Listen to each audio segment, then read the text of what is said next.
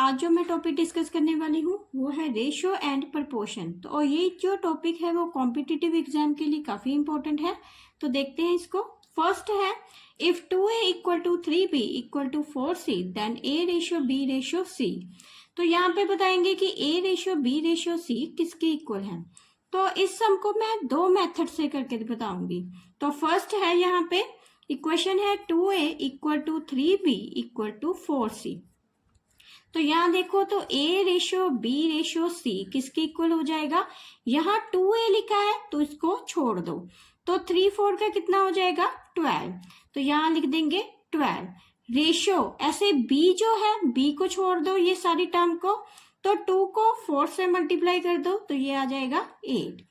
ऐसे ही जब c का रेशियो निकालेंगे तो इसको छोड़ दो, तो इन दोनों को मल्टीप्लाई कर देंगे, ये हो जाएगा 6। अब ये जो है 2 के टेबल पे कैंसिल हो रहा है तो कैंसिल कर देंगे। 2 6 का 12, 2 4 का 8, 2 3 का 6। तो जो आंसर आया 6 रेशियो 4 रेशियो 3। तो जो ऑप्शन करेक्ट है वो है बी ऑप्शन। ये तो था फर्स्ट मेथड। सेकेंड मेथड देख लेते हैं। 2a equal to 3b equal to 4c, इसको 1 के इक्वल ले लेते हैं। तो a कितना आ जाएगा, a आ जाएगा 1/2, तो b कितना आ जाएगा 1/3 और c कितना आ जाएगा 1/4। तो यहाँ देखो 2a इक्वल टू 1, तो a कितना हो जाएगा 1/2, 3b इक्वल टू 1, तो b कितना हो जाएगा 1/3, c कितना हो जाएगा 4c equal to 1, c equal to 1/4। अब ये जो डिनोमिनेटर है 2 3 4, इसका हम एलसीएम ले लेंगे। तो एलसीएम जब 2 के टेबल पे लिया तो ये आ जाएगा 2, यहाँ पे 1, यहाँ 3, ये 4 2। तो फिर अगेन 2 पे गया तो ये 1 3 1, तो ये नेक्स्ट कौन से टेबल पे जाएगा 3 पे। तो जो एलसीएम आया 3 4 का कितना आ गया 12। अब क्या करेंगे, ये जो रेशियो दिया हुआ है ए बी सी, तो इसमें a को लिख देंगे 1/2, इसको 12 से मल्टीप्लाई कर देंगे। ऐसे ही b को 1/3 जो है इसको भी 12 से मल्टीप्लाई कर देंगे। c को 1/4 को भी 12 से मल्टीप्लाई। तो ये कैंसिल होके कितना आ गया 6, यहाँ पे कितना आ गया 4, यहाँ कैंसिल करके कितना आया 3। तो ऑप्शन जो है आंसर जो आया वो कितना आया 6 ratio 4 ratio 3। Question number second, if 1/3 of A, 1/4 of B and 1/5 of C are equal, then A ratio B ratio C। तो 1/3 of A बोला है, इसको लिख देंगे 1/3। ऑफ का मतलब होता है मल्टीप्लाई इंटू A, तो इसमें मल्टीप्लाई था तो वो मैंने ऐसे लिख दिया 1/3 A। तो ऐसे ही 1/4 of B, तो इक्वल 1/4 कितना है 1/4, ऑफ का मतलब multiply b, equal to 1/5 of c, तो 1/5 ऑफ c, तो मल्टीप्लाई c कर देंगे। आर ए इक्वल, अगर ये तीनों ही इक्वल हैं देन फाइंड क्या करेंगे a ratio b ratio c। तो इस सभी को हम 1 के इक्वल ले लेंगे। तो a कितना आ जाएगा, यहाँ देखो ये 1/3 को जब 1 के इक्वल लिया तो a आ जाएगा 3। ऐसे ही 1/4 b को जब 1 के इक्वल लिया तो b कितना आएगा, क्रॉस मल्टीप्लाई करो तो 4। तो c जो है 1/5 इंटू c इक्वल टू 1, तो c कितना आ जाएगा 5। तो जो रेशियो आया वो कितना आया 3 रेशियो 4 रेशियो 5। तो जो ऑप्शन करेक्ट है वो है A option. Third, if 2a equal to 3b and 4b equal to 5c, then a ratio c is। तो यहाँ देखो ये जो इक्वेशन है 2a इक्वल टू 3b, तो इसको लिख लेंगे, यहाँ देखो a/b, तो b को इसके नीचे लिख लेंगे, यहाँ कितना रह गया 3/2। तो जब इसको क्रॉस मल्टीप्लाई करेंगे तो यही आएगा 2a इक्वल टू 3b। ऐसे ही सेकंड वाले को भी देख लेते हैं, 4b इक्वल टू 5c, तो b/c इक्वल टू 5/4। तो c को मैंने यहाँ पे कर दिया और 5 था यहाँ पे, 4 को इस साइड कर दिया। जब क्रॉस मल्टीप्लाई होगा तो ये हो जाएगा 4b equal to 5c। Next है, उसने बोला a रेशियो c निकालो, मतलब a/c। तो a/c कैसे निकलेगा, a/b इंटू b/c। तो जब इन दोनों को मल्टीप्लाई करेंगे बी कैंसिल हो जाएगा, तो क्या आएगा A/C। तो ये देखो A/B की वैल्यू कितनी दी है 3/2 इंटू 5/4, तो B/C की 5/4। जब इसको सॉल्व किया तो ये आ जाएगा 15/8। जो ऑप्शन करेक्ट है वो है C option. Question number 4. Some money is divided among A, B, C in such a way the 5 times A shares, 3 times B shares and 2 times C shares are equal. The ratio of their share is A ratio B ratio C. तो कुछ money को divide किया है A, B, C में, तो वो कैसे divide किया है 5 टाइम्स। 5 टाइम्स का मतलब हो जाएगा 5A equal 3 times share B, तो 3 टाइम्स बोला है तो 3B equal to 2 times C share, तो इक्वल टू कितना है 2C। और इक्वल बोला था इसलिए इन तीनों को इक्वल कर दिया है। तो यहाँ पे A ratio B ratio C निकालेंगे।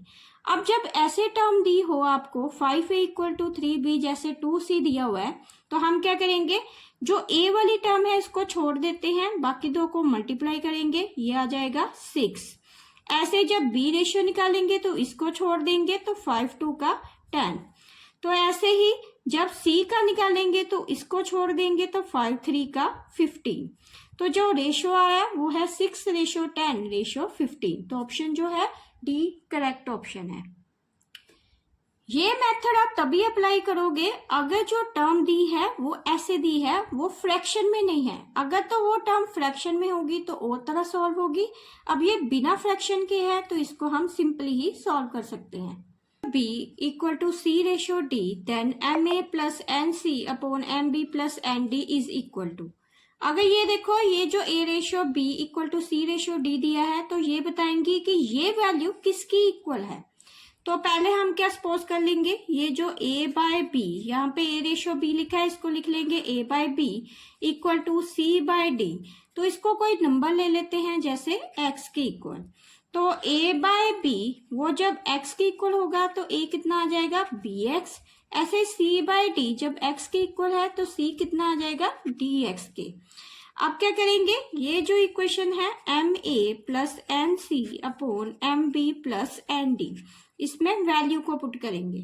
तो M A की जगह क्या लिख देंगे, यहाँ पे A था तो A की जगह लिख देंगे bx प्लस NC। तो यहाँ C की जगह क्या लिख देंगे dx upon MB plus ND। तो इसमें x कॉमन आ रहा है तो अंदर क्या आएगा MB plus ND upon MB plus ND। तो ये दोनों तो कैंसिल हो गए, आंसर क्या आया x।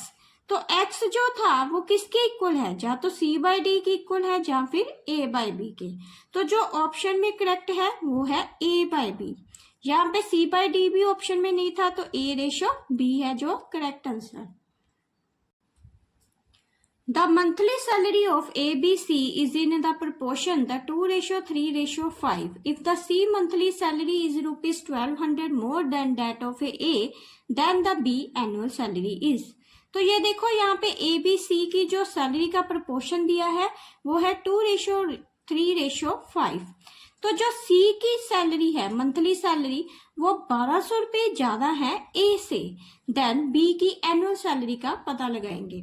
तो हम जो सपोज करेंगे कि लेट जो A ratio B ratio C है वो कितना है 2x ratio 3x ratio 5x।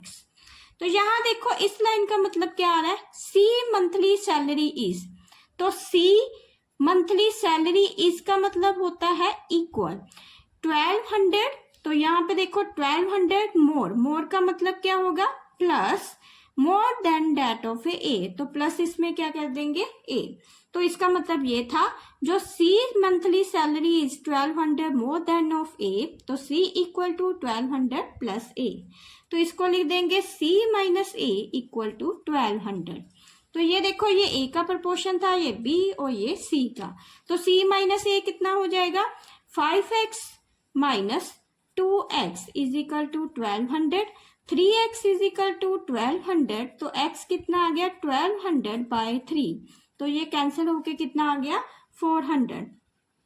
तो 20 की जो सैलरी है तो B की देखो कितनी आ रही है 3x, तो इसको 3x लिखेंगे।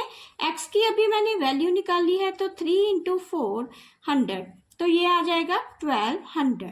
एनुअल सैलरी निकालेंगे तो B एनुअल सैलरी, तो वो कितनी हो जाएगी, ये जो 1200 है उसको 12 से मल्टीप्लाई कर देंगे, क्योंकि साल की निकाल रहे हैं तो साल में 12 मंथ होते हैं, तो इसको 12 से मल्टीप्लाई किया तो उनसे कितना आया 14,400।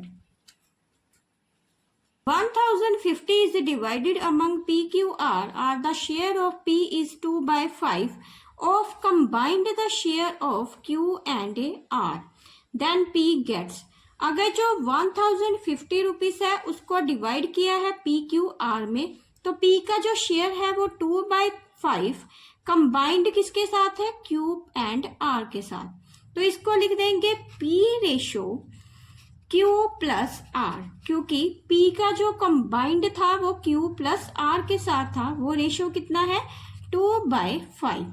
तो आगे हम P का रेशो निकालेंगे, तो P का जो रेशो है, P's रेशो कितना आ जाएगा, तो जो 50 है इसको मल्टीप्लाई कर देंगे 2 अपॉन इन दोनों का प्लस किया 7, क्योंकि P का निकाल रहे थे, तो ये देखो ये P का रेशो है 2 और Q प्लस R का जो वैल्यू है वो है 5, तो P को 2 से लिखा है, Q प्लस R को 5 से, तो P का रेशो कितना आ जाएगा, 2 तो ऊपर लिखेंगे, इन दोनों का जो प्लस, रेशो को प्लस करने पे जो आएगा वो नीचे, तो इसको डिवाइड करेंगे तो ये कैंसिल हो जाएगा, तो कितना आंसर आएगा 300। तो जो ऑप्शन करेक्ट होगा वो है बी ऑप्शन।